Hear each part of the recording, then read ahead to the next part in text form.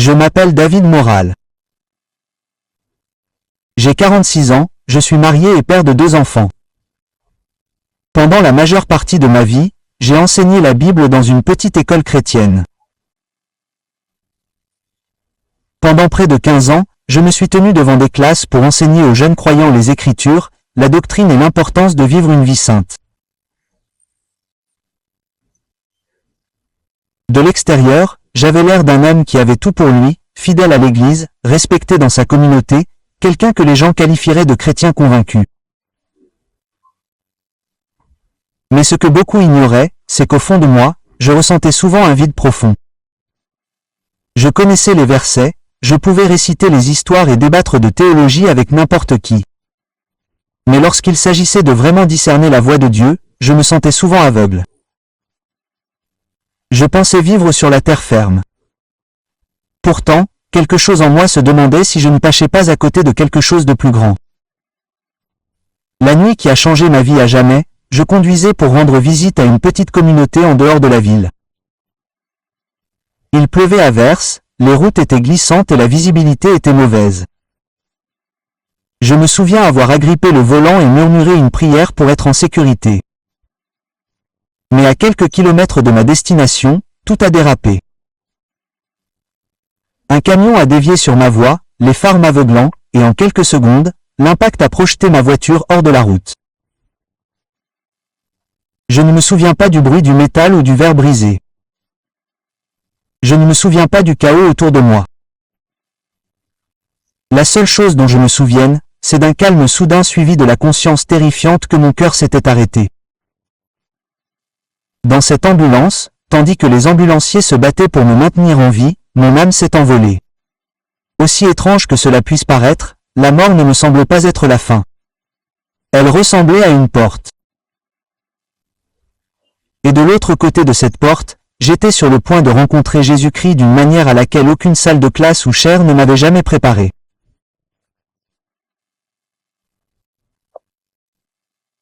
Il m'attendait, non pas pour me féliciter pour mes années d'enseignement, mais pour me révéler une vérité qui allait complètement démêler tout ce que je pensais savoir sur la vie spirituelle.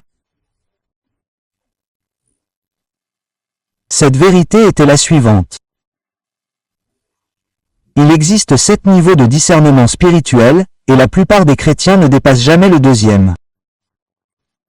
Lorsque mon cœur s'est arrêté, je me suis senti quitter mon corps. Un instant, j'ai pu entendre les voix frénétiques des ambulanciers crier des numéros et des instructions. L'instant d'après, tout est devenu silencieux.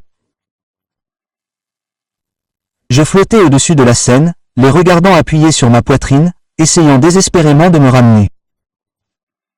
Étrangement, je n'ai ressenti aucune douleur. Au lieu de cela, j'ai eu la conscience aiguë que mon temps sur Terre était terminé. Au début, l'obscurité m'entourait, épaisse, lourde et presque suffocante. J'ai commencé à ressentir une peur écrasante, comme si j'étais aspiré dans un endroit où aucune lumière ne pouvait atteindre. Mais soudain, dans cette obscurité, une lumière brillante est apparue au loin. Elle ne ressemblait à aucune autre lumière que j'avais jamais vue sur Terre, pure, rayonnante et vivante. Instinctivement, j'ai été attiré vers elle. Plus je m'approchais, plus l'obscurité se dissipait.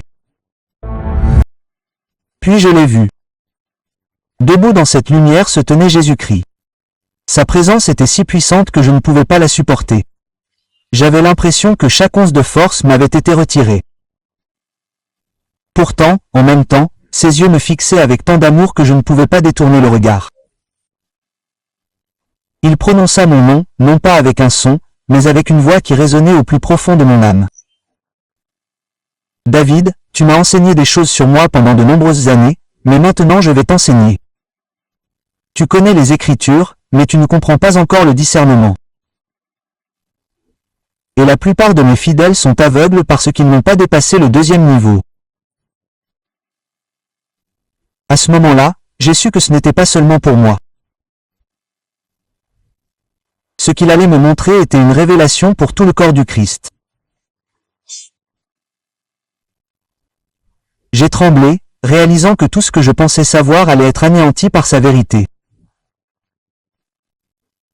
Alors que je me tenais devant Jésus dans cette lumière rayonnante, il a commencé à me révéler ce qu'il appelait les 7 niveaux de discernement. Il a dit, « David, mon peuple pense que le discernement est un don unique, mais c'est un voyage. Chaque niveau vous rapproche de mon cœur ou vous rend vulnérable à la tromperie. » Le premier niveau qu'il m'a montré était le discernement naturel.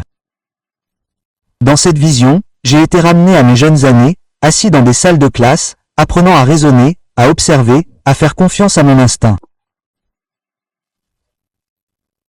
Jésus a expliqué que le discernement naturel est simplement la capacité que tous les humains ont de sentir le danger, de juger le caractère par l'apparence extérieure ou de prendre des décisions basées sur le bon sens. J'ai vu une foule de personnes marcher dans une place de marché animée. Certains évitaient les marchands louches, d'autres préféraient le pain frais à la nourriture avariée. D'autres encore écoutaient les rumeurs et les commérages. Aucun d'entre eux ne priait. Aucun d'entre eux ne recherchait la sagesse de Dieu. Ils se fiaient simplement à ce que leurs yeux et leurs émotions leur disaient. Jésus a dit, « C'est là que chaque personne commence avant même de me connaître. » C'est le discernement, mais il est de la chair, pas de l'esprit. Il m'a regardé avec des yeux qui ont transpercé mon orgueil. Beaucoup de chrétiens ne quittent jamais ce niveau. Ils vivent leur foi par l'instinct et l'émotion. Qu'est-ce qui semble juste? Qu'est-ce qui semble sûr? Qu'est-ce qui semble convaincant? Ils ne testent pas les esprits. Ils ne recherchent pas ma voix. Et donc, lorsque la tromperie se présente déguisée en vérité, ils ne peuvent pas faire la différence. Je me suis senti coupable parce que je me suis souvenu du nombre de fois où j'avais fait confiance à mon propre jugement, pensant que j'étais sage, pour réaliser plus tard que j'avais raté la direction de Dieu. J'ai pensé au moment où j'avais jugé les gens trop rapidement ou où j'avais supposé qu'une situation était sûre pour être aveuglé par des conséquences cachées. Jésus a alors dit quelque chose qui m'a secoué. Le discernement sans moi n'est rien de plus que des conjectures. À ce niveau, les gens peuvent parfois faire les choses correctement, mais ils marchent dans l'obscurité. À moins qu'ils ne grandissent au-delà de cela, ils trébucheront lorsque de plus grandes épreuves surviendront. Et sur ce, il a tourné mes yeux vers le niveau suivant, l'endroit où la plupart de son peuple est coincé. Jésus m'a ensuite montré le deuxième niveau. Son ton est devenu lourd et j'ai pu sentir sa douleur. David, c'est ici que se trouve le deuxième niveau. Son ton est devenu lourd et j'ai pu sentir sa douleur. David, c'est ici que se trouve le deuxième niveau. La plupart de mes fidèles s'arrêtent. Ils confondent religion et discernement. On m'a montré une grande église remplie de fidèles. Ils levaient les mains, chantaient à tue-tête et répétaient des prières. Mais en regardant de plus près, j'ai constaté que leurs yeux étaient fermés, non par révérence, mais par aveuglement. Ils ne cherchaient pas Jésus. Ils suivaient des routines, des traditions et l'approbation des autres. Jésus a dit, le discernement religieux, c'est quand les gens dépendent des règles, des rituels et des dirigeants humains pour leur dire ce qui est bien ou mal. Ils mesurent la vérité par la tradition, pas par mon esprit. Ils craignent plus de briser les attentes des hommes que de m'attrister. J'ai vu un pasteur prêcher avec passion, citant les Écritures avec autorité. La congrégation hochait la tête et faisait confiance à chaque mot. Pourtant, lorsque j'ai regardé Jésus, il a secoué la tête. Cet homme dit ma parole, mais il ne porte pas mon esprit. Mon peuple ne met pas ses paroles à l'épreuve. Il pense qu'être d'accord avec les sermons équivaut à connaître la vérité. Ils n'ont rien discerné. Ils se sont seulement conformés. Je me suis souvenu de mes propres années en tant qu'enseignant de la Bible. Combien de fois m'étais-je appuyé sur la tradition de l'Église au lieu de rechercher la voix vivante de Dieu? Combien de fois avais-je mesuré la spiritualité en fonction du nombre de versets que mes élèves pouvaient réciter plutôt qu'en fonction de leur capacité à entendre réellement l'appel du berger? La conviction brûlait en moi. Jésus continua, le discernement non religieux semble sain, mais il est impuissant. À ce niveau, les gens peuvent repérer un péché évident, mais ils ne peuvent pas reconnaître la tromperie dans l'Église. Ils suivent des personnalités, des confessions et des rituels, mais ils ne me suivent pas. C'est pourquoi les faux enseignants prospèrent, car mon peuple pense qu'il discerne alors qu'en réalité il dort. La vision changea et je vis un mur, haut, décoré de croix et de versets, mais il empêchait les gens de voir la lumière au-delà. Ils croyaient qu'ils étaient arrivés, mais ils étaient piégés au deuxième niveau, sans jamais avoir faim de plus. Jésus regarda dans mon âme et dit, « Dis-leur que la religion sans mon esprit est une cage. » La plupart de mes fidèles meurent dans cette cage, sans jamais savoir qu'il existe des niveaux supérieurs de discernement qui les attendent. Puis, d'un geste de la main, il a levé mes yeux au-delà du mur, jusqu'au troisième niveau où la moralité et la conscience seraient mises à l'épreuve. Tandis que la vision changeait, le mur de la religion s'est estompé et je me suis retrouvé debout dans ce qui ressemblait à une salle d'audience. Les gens étaient pesés et mesurés, leurs actes examinés un par un. Je pouvais sentir la tension. Chaque décision comptait. Jésus a dit, c'est le troisième niveau, le discernement moral. Ici, les gens apprennent à distinguer le bien du mal, le bien du mal. Leur conscience commence à s'agiter et ils reconnaissent que le péché a des conséquences. Mais même ici, beaucoup s'arrêtent avant que mon esprit ne les guide. J'ai vu un homme refuser de voler de l'argent à un collègue alors qu'il en avait désespérément besoin.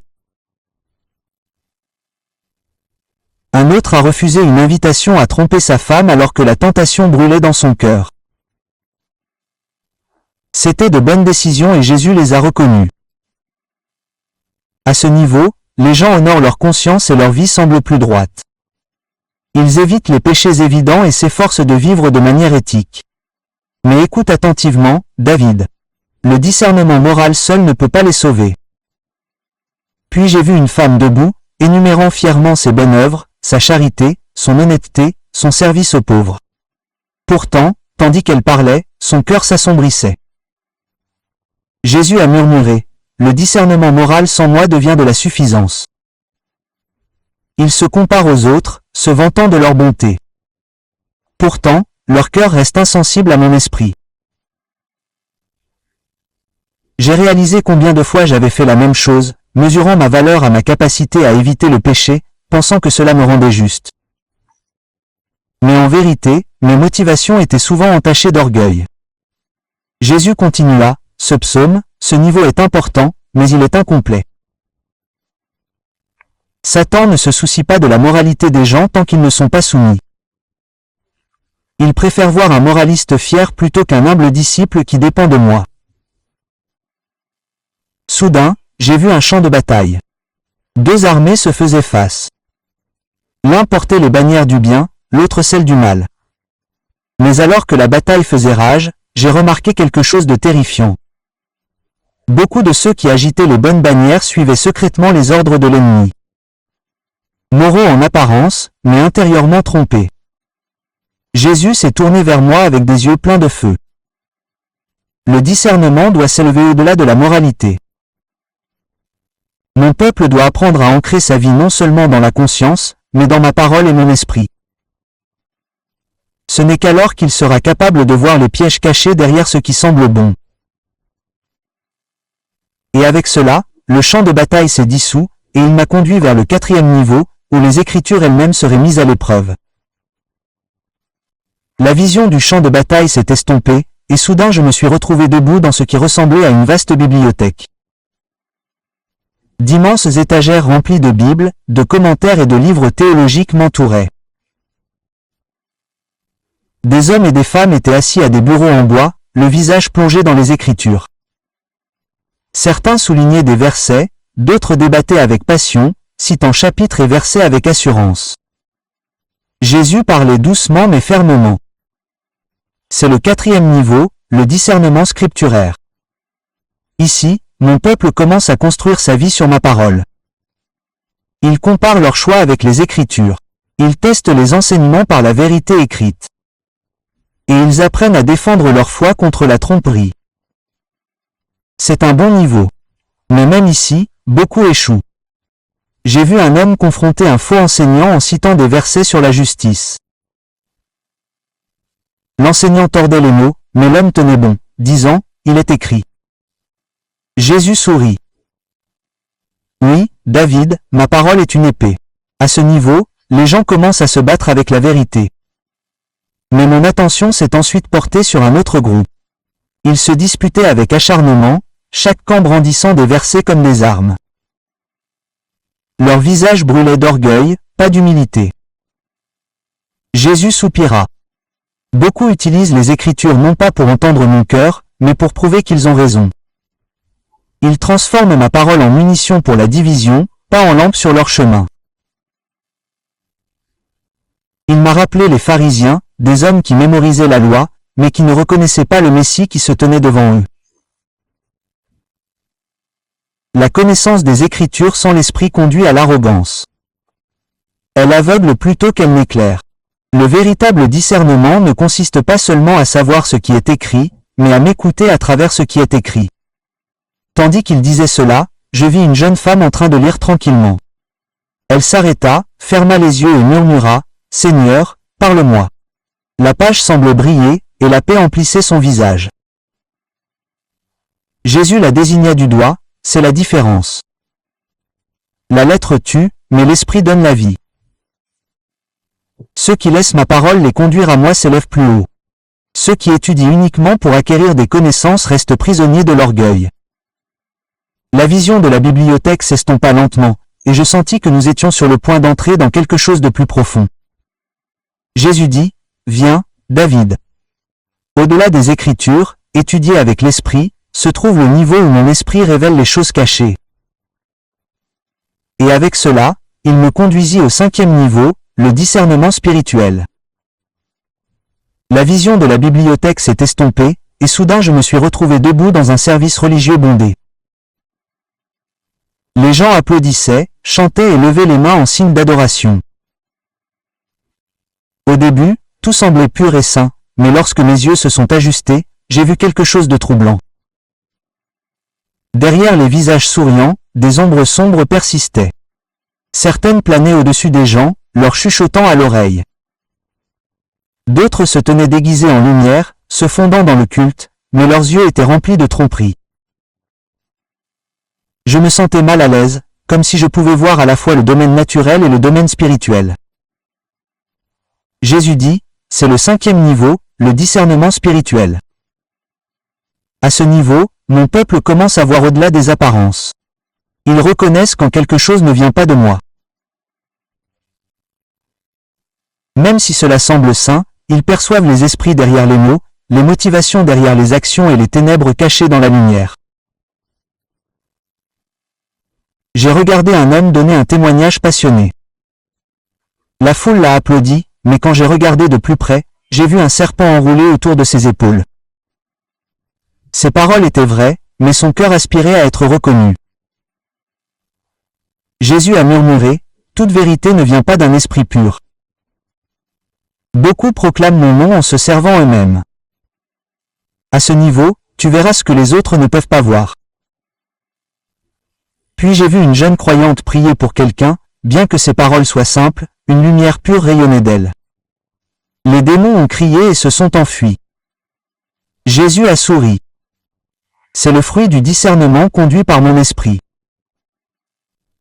Il ne s'agit pas d'éloquence ou d'apparence, mais d'alignement avec moi. J'ai senti un poids dans ma poitrine en réalisant à quel point j'avais souvent été aveugle. Je me suis souvenu de moments où j'admirais des leaders charismatiques sans tester l'esprit qui les sous-tendait. Jésus m'a regardé avec intensité. David, mon Église a été trompée parce que peu de personnes atteignent ce niveau. Ils jugent les sermons par le style, pas par l'esprit. Ils suivent des personnalités, pas la vérité. Mais lorsque vous marchez dans le discernement spirituel, aucun masque ne peut vous échapper. La vision de l'Église s'est dissipée, et j'ai senti que Jésus m'attirait encore plus haut. « Viens, David, dit-il. Maintenant, je vais te montrer ce que signifie discerner prophétiquement, voir ma main et entendre ma voix pour le moment à venir. » Et avec cela, il m'a conduit au 6e niveau, le discernement prophétique. La vision de l'Église s'est dissipée, et soudain je me suis tenu sur une haute montagne dominant la terre. Des nuages d'orage s'amoncelaient au-dessus des nations, et des éclairs fusaient à travers les continents. Pourtant, au milieu du chaos, j'ai entendu un murmure clair, doux mais puissant. C'était la voix de Jésus, dit-il. C'est le 6e niveau, le discernement prophétique. À ce niveau, mon peuple commence à voir et à entendre au-delà du présent. Ils discernent non seulement les esprits, mais aussi les temps et les saisons. Ils reconnaissent quand je suis en mouvement et quand l'ennemi complote. Ils entendent mes instructions pour ce qui va arriver. Pendant qu'il parlait, j'ai vu des hommes et des femmes à genoux en prière. Certains ont eu des visions de persécution à venir, d'autres des avertissements de faux réveils, et d'autres encore ont reçu des paroles de réconfort pour ceux qui étaient fatigués. Ces croyants n'étaient pas célèbres, et ils ne se tenaient pas en chair. Ils étaient cachés, mais leurs yeux étaient ouverts sur l'avenir. Puis Jésus m'a montré une autre scène, un stade bondé où un soi-disant prophète annonçait la prospérité et les bénédictions au peuple. Ils ont applaudi sauvagement, mais derrière lui, j'ai vu une silhouette sombre lui murmurer des mensonges à l'oreille. Le visage de Jésus est devenu solennel. Tous ceux qui prétendent prophétiser ne parlent pas pour moi. Le véritable discernement prophétique révèle mon cœur, pas les désirs de l'homme. Il prépare mon peuple à ce qui va arriver, même lorsque le message n'est pas populaire. J'ai pensé aux prophètes de l'Ancien Testament moqués et rejetés pour avoir proclamé le jugement tandis que les faux prophètes promettaient la paix. Jésus dit, la même chose se produit maintenant. Mon peuple a soif de paroles réconfortantes, alors il suit des voix qui apaisent, pas des voix qui avertissent. Mais le discernement prophétique séparera la vérité de l'illusion. Soudain, j'ai eu une vision de croyants rassemblés en petits groupes, priant avec ferveur. L'un d'eux s'est levé et a partagé une parole. Le Seigneur dit, « Préparez vos cœurs car les épreuves sont proches. » Les autres ont pleuré, mais au lieu de la peur, une force sainte les a remplis. Jésus a souri. C'est le fruit du discernement prophétique, de la préparation, du courage et de la clarté dans les moments d'ébranlement.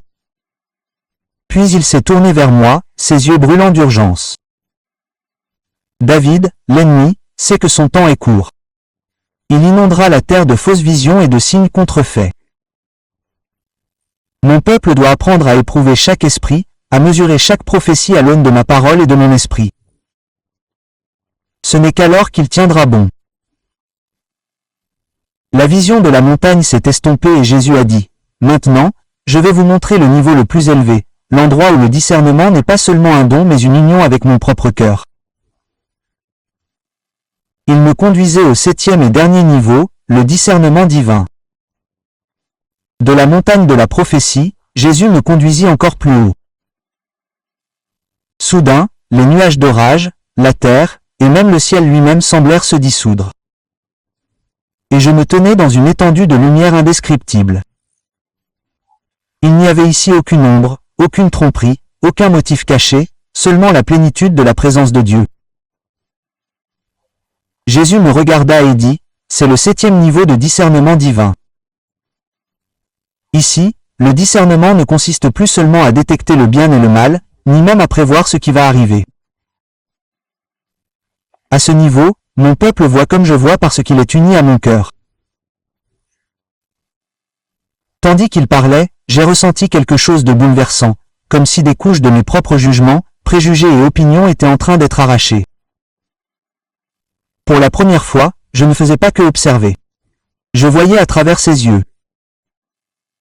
Quand j'ai regardé la terre, je n'ai pas seulement vu des pécheurs et des saints, des réussites et des échecs.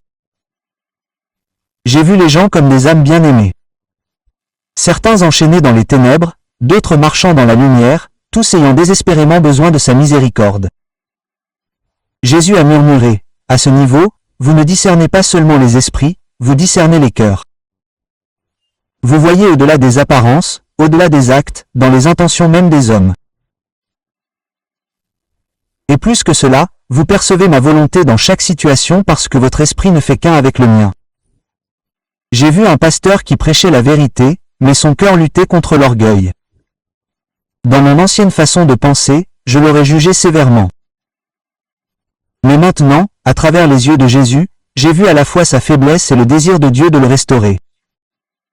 L'amour et la vérité étaient parfaitement équilibrés. J'ai alors vu des nations s'élever et s'effondrer, des dirigeants prendre des décisions, des églises lutter pour faire des compromis. Mais je n'ai pas ressenti de désespoir. Au lieu de cela, j'ai ressenti les battements du cœur du Christ, une sainte tristesse pour le péché, mais une espérance inébranlable en son plan. Jésus a dit, « Peu de gens atteignent ce niveau, David. Cela nécessite la mort à soi-même, une intimité constante avec moi et une volonté de voir à travers l'amour, même lorsque la vérité blesse profondément. Ce n'est pas de la sagesse humaine, ni même de la prévoyance prophétique. C'est mon propre discernement donné à ceux qui marchent en unité avec moi. » Les larmes ont rempli mes yeux lorsque j'ai réalisé la grandeur de cet appel. Le discernement divin n'était pas une question de puissance, mais d'abandon parfait. Vivre ici, c'était être un réceptacle de la propre perception du Christ, ne pas voir avec suspicion, mais avec un amour qui perce tout déguisement. Puis Jésus me regarda avec une dernière instruction. « Retourne et dis-le à mon peuple. La plupart sont coincés au deuxième niveau, piégés par la religion, mais je les appelle à un niveau plus élevé. Seuls ceux qui discernent avec mon cœur se tiendront debout dans les jours à venir. » Et avec ces mots, la vision prit fin. Je me sentis ramené vers mon corps brisé et la mission qui m'attendait sur terre. Alors que la vision s'estompait et que je me sentais ramené vers mon corps brisé, Jésus parla une dernière fois. Ces paroles étaient lourdes mais pleines d'urgence. « David, tu dois avertir mon peuple. La plupart d'entre eux sont piégés au deuxième niveau. Ils pensent qu'ils sont en sécurité parce qu'ils ont la religion. Mais la religion sans discernement est une cage. S'ils ne s'élèvent pas plus haut, ils tomberont dans la tromperie. » Quand je me suis réveillé à l'hôpital, faible et entouré de médecins, ces mots ont résonné plus fort que le bruit des machines. J'ai réalisé que je n'avais pas été renvoyé pour moi-même. Mon retour était une mission. Au début, j'ai hésité. Qui étais-je pour délivrer un tel message? J'étais juste un ancien professeur de la Bible, un homme qui avait déjà admis sa cécité. Mais plus je priais, plus l'esprit me pressait. Il ne s'agissait pas de moi. Il s'agissait d'obéissance. J'ai donc commencé à partager. D'abord avec ma femme et mes enfants, puis avec moi, avec des amis de l'Église, et finalement avec quiconque voulait bien m'écouter.